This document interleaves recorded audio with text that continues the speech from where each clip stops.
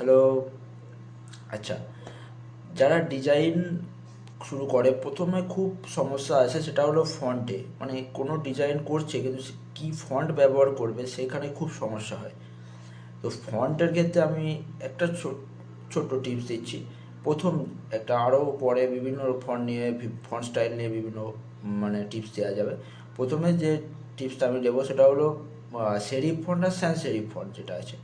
Serif font সবসময় মানে class ব্যবহার করতে, এলিগেন্স ব্যবহার করতে গেলে সেরিফ ফন্ট ব্যবহার করবে। মানে অফিসিয়াল কিছু হতে পারে বা লাক্সারি কিছু দেখানো, জুয়েলারির অ্যাড হতে পারে বা লাক্সারি কিছু বোঝাতে গেলে সেরিফ ফন্ট ব্যবহার করবে। আর স্যান্স সেরিফের তেমন কোনো ইমোশন নেই, তুমি যেখানে খুশি ব্যবহার করতে পারো। তবু স্যান্স সেরিফ যেমন প্রোডাক্ট ডিজাইনের ক্ষেত্রে স্যান্স সেরিফ ব্যবহার হয় বা বিভিন্ন জায়গায় তুমি স্যান্স সেরিফ তো যেখানে খুশি ব্যবহার করতে পারবে। এবার সেখানেও ব্যবহারের একটা পদ্ধতি আছে, মানে ব্যবহারেরও একটা রুলস আছে, সেগুলো নিয়ে পরে আসবো।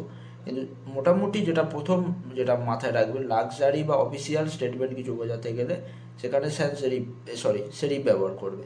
আর সেরিফ তুমি যেখানে খুশি ব্যবহার করতে পারো, তবু প্রফেশনাল জায়গায় বা যেগুলো প্রোডাক্ট ডিজাইন হতে পারে, ব্যানার হতে পারে, প্রোডাক্ট ব্যানার হতে পারে, সেখানে বেশিরভাগ সেরিফ ব্যবহার করবে।